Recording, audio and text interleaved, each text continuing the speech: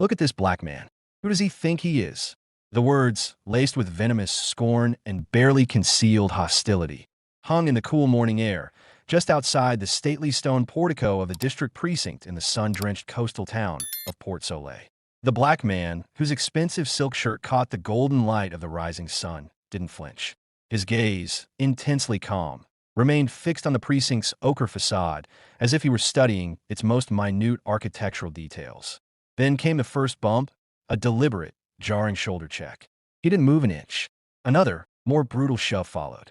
Finally, a fist slammed into his jaw, a dry, violent impact that whipped his head around with repulsive force. A single, bright drop of blood welled from his split lip and fell onto the immaculate silk, a tiny, stark mark against the fine fabric. But as the officers snickered, their chests swelling with arrogant, petty power, the man slowly, very slowly, turned his head back toward them. A smile of terrifying serenity stretched his bloodied lips. What unfathomable secret lay behind this Olympian calm? And how could a single punch on the steps of a small-town police station be the catalyst to bring down an entire system rotted by corruption? The man was named Elias Vance. Dressed in impeccable civilian elegance, he stood on the cobbled pavement facing the small Port Soleil precinct. He was observing the station's morning routine. His first official day as the new regional police chief was scheduled to start at 9 a.m. sharp, but he had arrived early. He wanted an unfiltered, raw glimpse into the culture of the department he was about to command.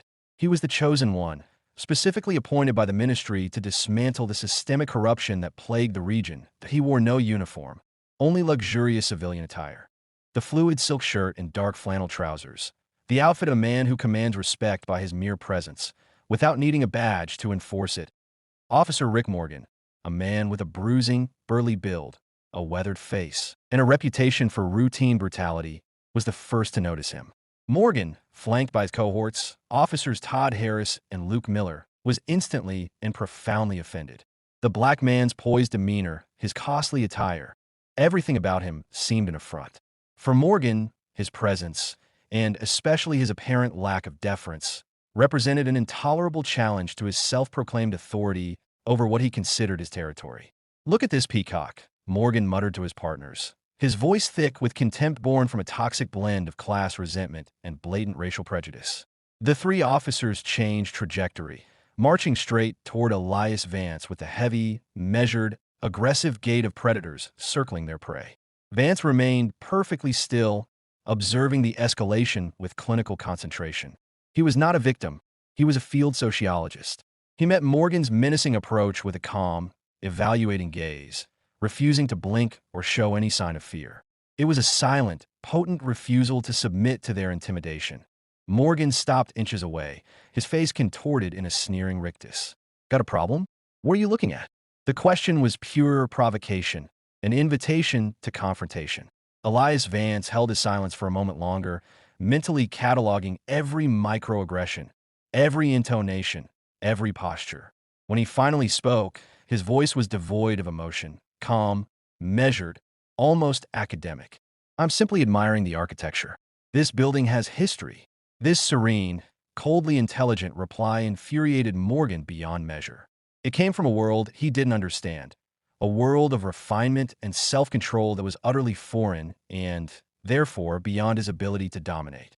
The verbal insults immediately escalated, becoming cruder, more personal. When Vance persisted in his silence, Morgan resorted to action.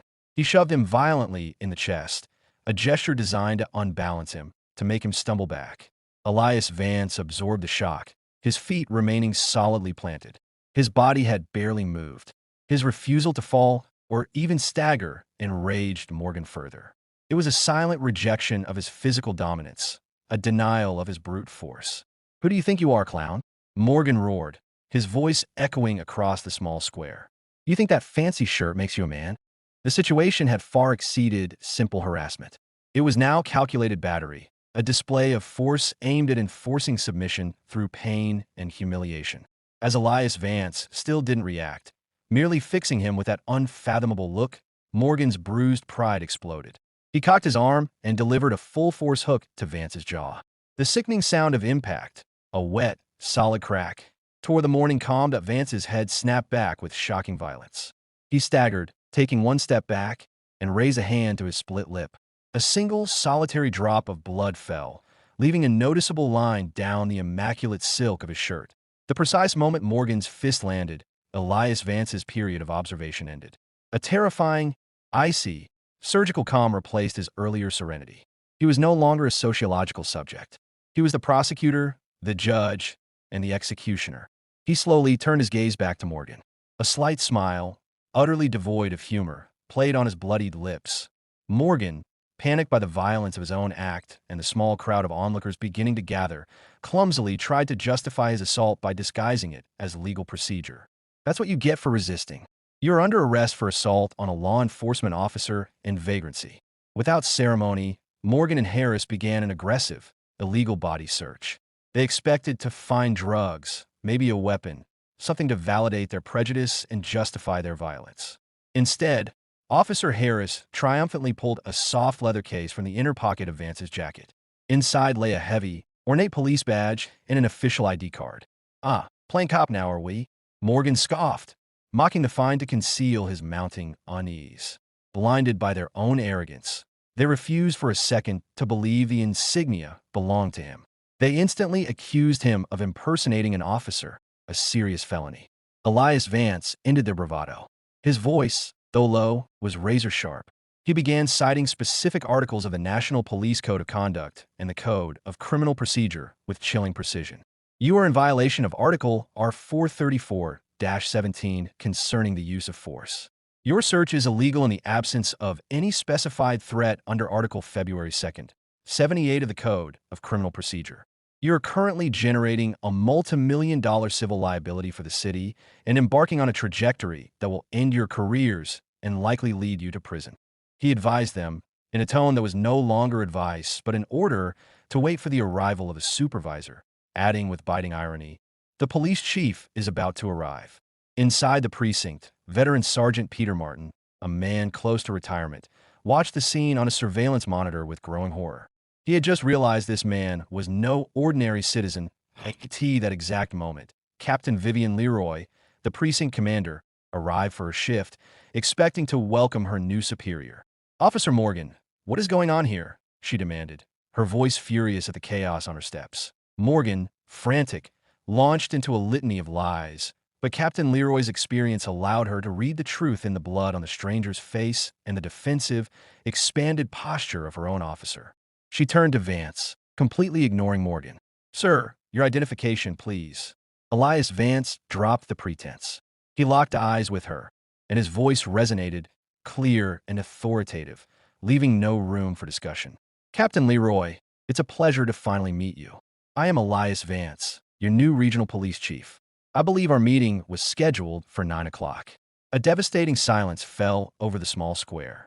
Vivian Leroy's face shifted in a fraction of a second from confusion to absolute horror. The three officers, Morgan, Harris, and Miller, instantly realized the cataclysmic scale of their error. They hadn't assaulted a mere citizen. They had assaulted the highest law enforcement official in the entire region, the very man sent to eradicate their corruption. The dry clatter of the police badge and leather case as Morgan dropped them from his trembling hands onto the cobblestones was the sound of 3 careers snapping cleanly. Elias Vance, now fully in command, barked orders. "Captain Leroy, immediately secure the crime scene. I want a perimeter established."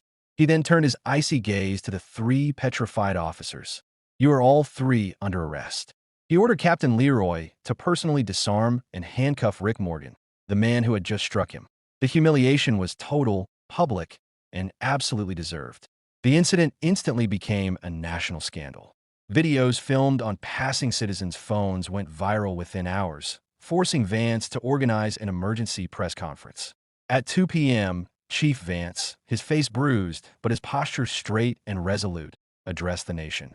He still wore his blood-stained shirt, transforming it into a powerful symbol of the battle to come. "This morning, I was a direct witness to a symptom, the symptom of a disease we have allowed to fester in the dark corners of our institutions," he declared firmly.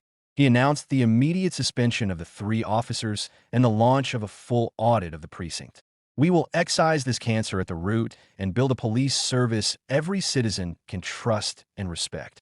6 months later, justice was served.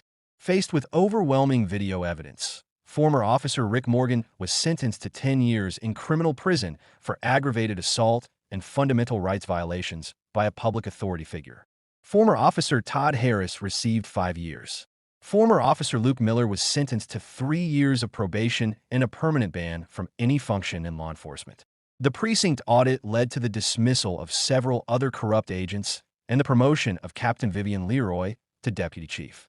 Chief Elias Vance had proven that silent dignity and unyielding legal excellence were the most potent weapons against prejudice and hate, successfully purging the corruption that Rick Morgan's punch had so publicly and so stupidly exposed.